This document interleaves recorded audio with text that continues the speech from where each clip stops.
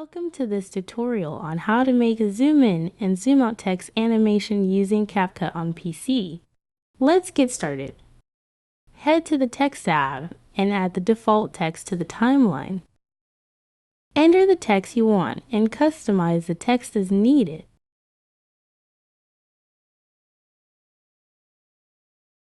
Next, navigate to the Animation tab.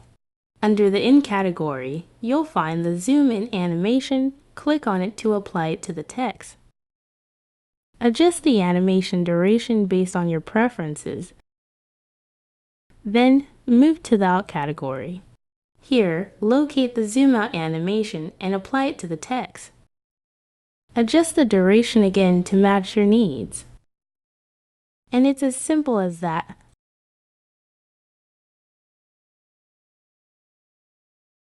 And that's it. If this helped, give this video a like and subscribe.